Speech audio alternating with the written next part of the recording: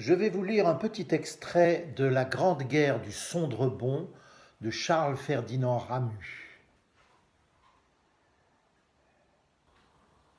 Le vieux Jean Daniel, qui a 80 ans, n'est pas comme les jeunes gens d'à présent qui sont malades tout le temps. Il est solide comme un chêne. Il dit « Je n'ai jamais rien eu.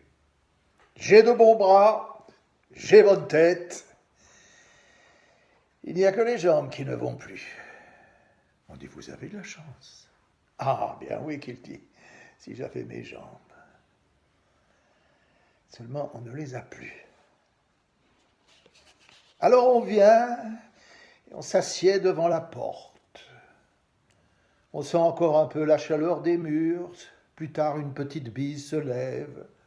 On dit « Cette fois, c'est le beau, pour sûr. » Jean-Daniel se tient dans sa chaise, avec un dossier en osier. Il a les mains sur ses genoux, il ne bouge pas. Seulement, il a des fois un tremblement, comme les arbres quand le vent souffle. Cette guerre du Sondrebon, qu'il dit, c'est la faute des catholiques. Ils auraient voulu avoir la Suisse rien qu'à eux, et puis c'est fini. Nous, on serait devenus allemands, ou bien anglais, ou bien français. Est-ce qu'on sait? Et où on serait à présent? Ils auraient voulu nous mettre dehors. Nous, on a dit « Arrêtez là, on ne veut pas. » Alors, ils ont crié plus fort. Alors, on a aussi crié.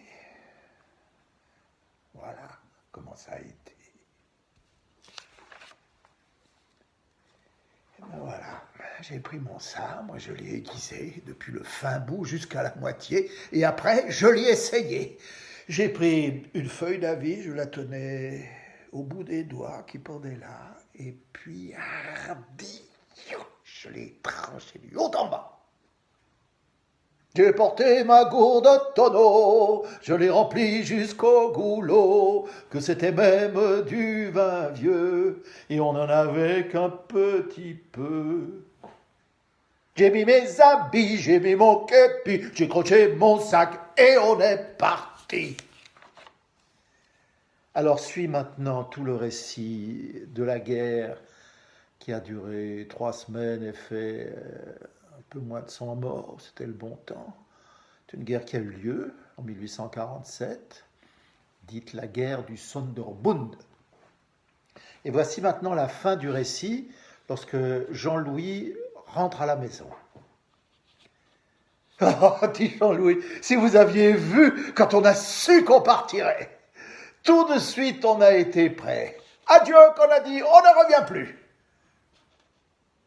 On a passé vers ceux de Payerne, à l'infirmerie, voir comment ils allaient mieux. Fini, fini. Il n'y a que les morts. N'y pensons plus. Faut bien mourir une fois. Chacun son tour, et puis voilà. C'est ceux qui meurent qui ont tort. On avait été loin plus de 3 semaines. Je suis entré dans la maison, j'ai débouclé mon ceinturon. Ma mère avait fait un gâteau résiné. J'ai dit, voilà longtemps qu'on n'en a pas mangé. Elle m'a dit, eh bien, vois-tu, manges. Moi, je disais, quand même, vois-tu, à présent que je suis revenu, je suis bien content d'y avoir été à cette guerre. On va avoir au moins des choses à raconter.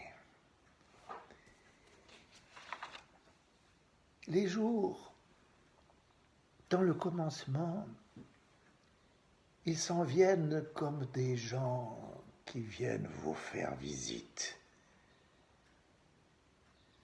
Et puis ils vont de plus en plus vite.